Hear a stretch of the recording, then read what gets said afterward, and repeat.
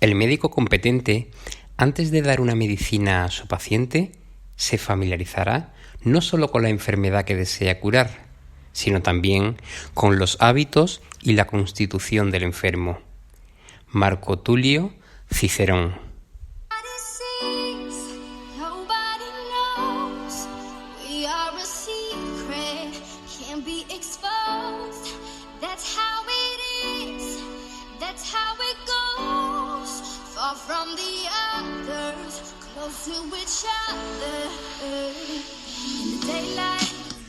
Hola a todos, bienvenidos a Medicina MP3, una vez más aquí con vosotros, repasando los electrocardiogramas y en esta ocasión el intervalo QT.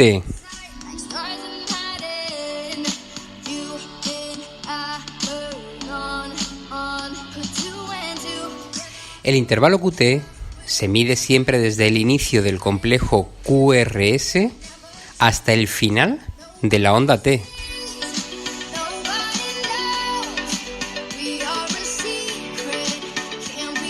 ¿Qué representa el intervalo QT? Pues simplemente la duración de la sístole eléctrica ventricular, es decir, el conjunto de la despolarización y repolarización del ventrículo. Incluye el intervalo QT, pues el intervalo QRS, incluye también el segmento ST y por supuesto la onda T.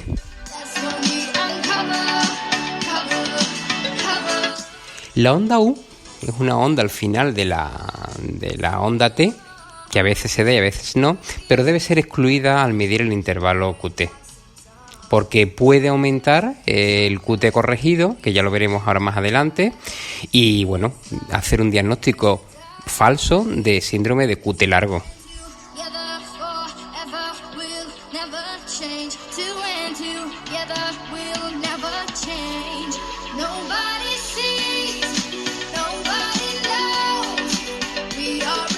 Vamos a ver eso que hemos comentado del QT largo. ¿Qué es? Bien, el intervalo QT varía dependiendo de la frecuencia cardíaca, evidentemente.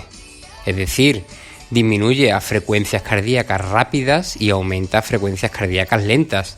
Por tanto, para determinar si el QT es normal o no, debemos realizar una corrección adecuada, ¿eh? Por eso se llama el QT corregido, tanto de la frecuencia, en una corrección de la frecuencia, y por eso hablamos del QT corregido.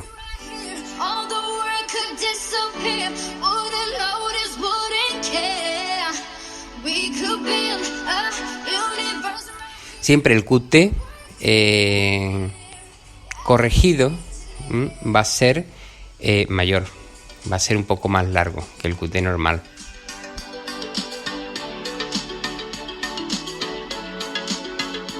Hay muchas fórmulas para utilizarlo. Nos vamos a quedar con tres: la fórmula de Basset, la fórmula de Friederichia y la fórmula de Framingham.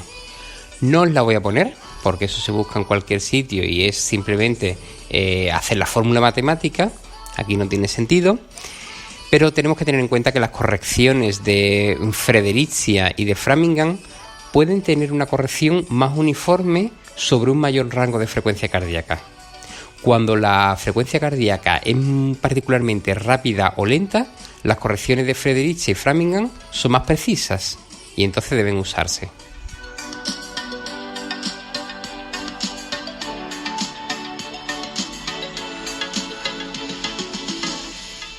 Vamos a ver la prolongación del intervalo QT. Vamos a ver, el intervalo QT es patológico si es mayor de 440 milisegundos en hombres y 460 milisegundos en mujeres. ¿Qué pasa? Que el intervalo QT largo se asocia a un mayor riesgo de arritmias cardíacas, porque puede causar potenciales precoces, provocando las torsades de Points, y esto puede llevar lógicamente a una fibrilación ventricular y una muerte súbita. Por tanto, hay que tener mucho cuidado con el QT largo, porque nos puede llevar a patologías muy muy serias.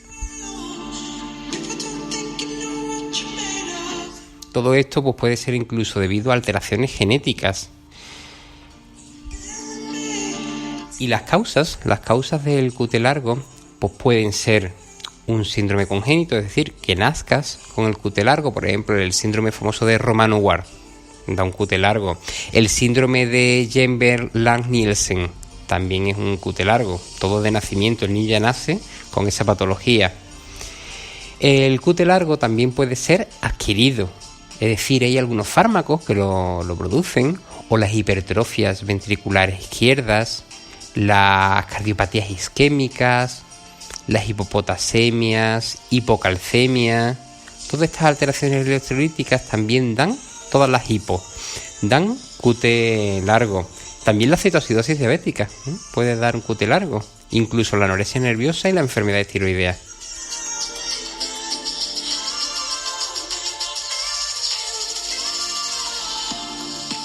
Dentro de todas estas causas, los fármacos son las más importantes.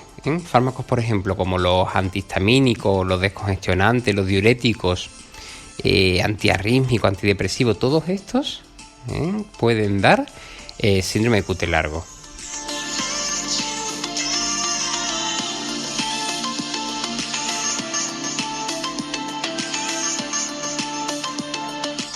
Bien, igual que está el QT largo, también tenemos el intervalo QT corto, que es menor de 350 milisegundos.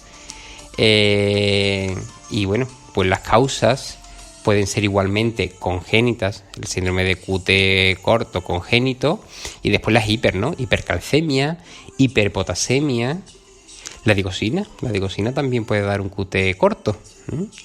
Y bueno, después pues la atropina, catecolaminas, etcétera. El QT corto congénito, bueno, pues eso es genético.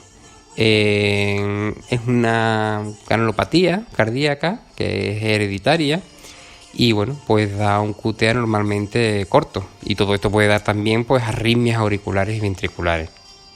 ¿Vale? Para diagnosticarlo, pues bueno, ver la evolución de los síntomas, es decir, un síncope, una parada cardíaca, pues habría que ver la historia familiar si tiene un QT corto.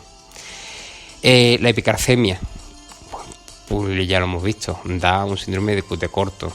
La hiperpotasemia, la digoxina, todos estos son motivos para encontrar en el electro un intervalo QT más corto de lo normal, patológico, y por tanto hay que tener cuidado porque puede dar enfermedades muy graves. Fijaos la importancia del QT, porque tanto el largo como el corto pueden dar patologías, bueno, gravísimas, de periparada.